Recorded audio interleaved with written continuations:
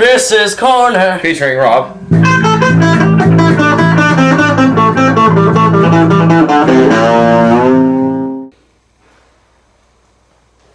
Hi, and welcome to the pilot episode of Chris's Corner. Featuring Rob. This is our corner, and we're going to be answering questions submitted by our viewers. And we might have one or two, maybe even three on the show, and towards the end we'll bring in a guest. So Rob, would you like to tell us our question today? Sure. Our question was submitted by, the first question was submitted by Preston. It's a question that I think everybody would like to know the answer to, and there may not even be an answer to it. So here's our question, right here. What happens when an unstoppable force hits an immovable object? Timer starts now. Alright, well this is what I think. I think the unstoppable force would hit the immovable object, and then the immovable object would explode, but it didn't move, it just exploded, and then the unstoppable force would continue going. But even if it exploded, it would still be moving.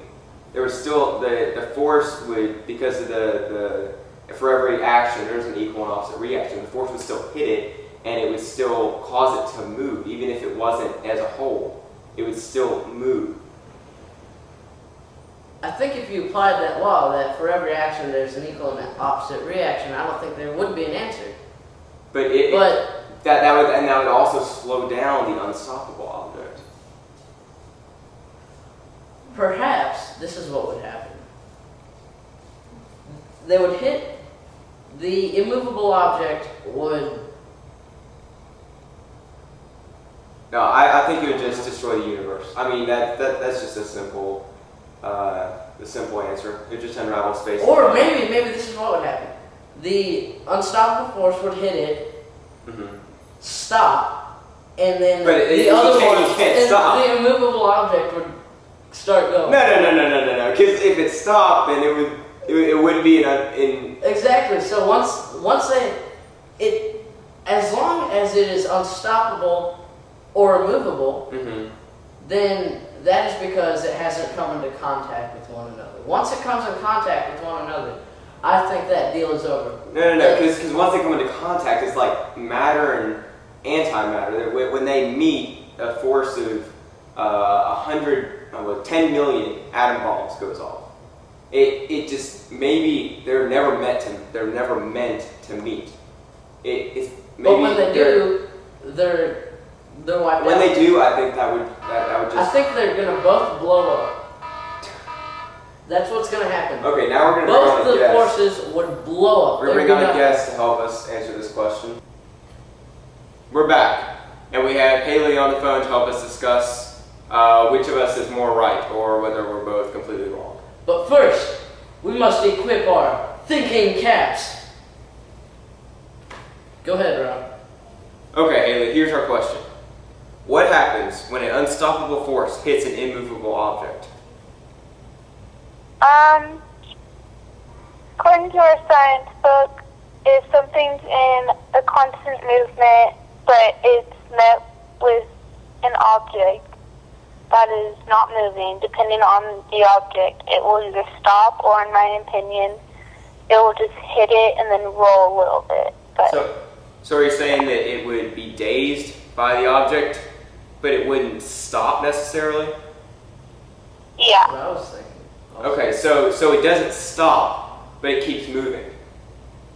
What about this? Suppose there's the immovable object, there's the unstoppable object. What if the unstoppable object noticed the immovable object and just went around it? I think that would happen. Yeah, Because if it's something like that, Einstein said light could be bent. Why can't something like that just move? You're not stopping it, and you're not moving it, but they're coming into contact.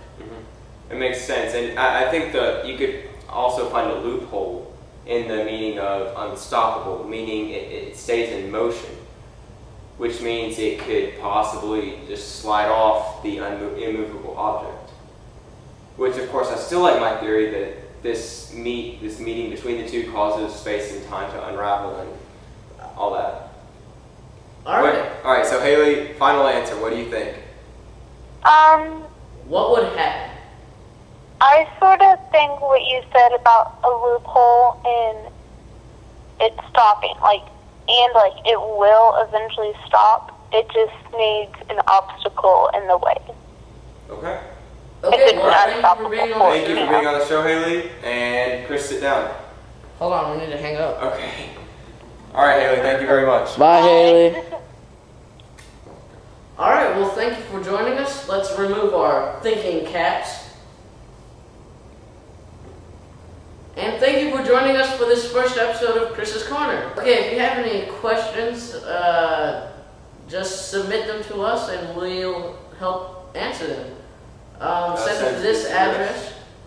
Include your name, just your first name. Just your first name, the question, And that's it. if you have anything better about our show, any comments or anything that you'd like to suggest, we'd love to hear them. Yep. Well, thank you for watching.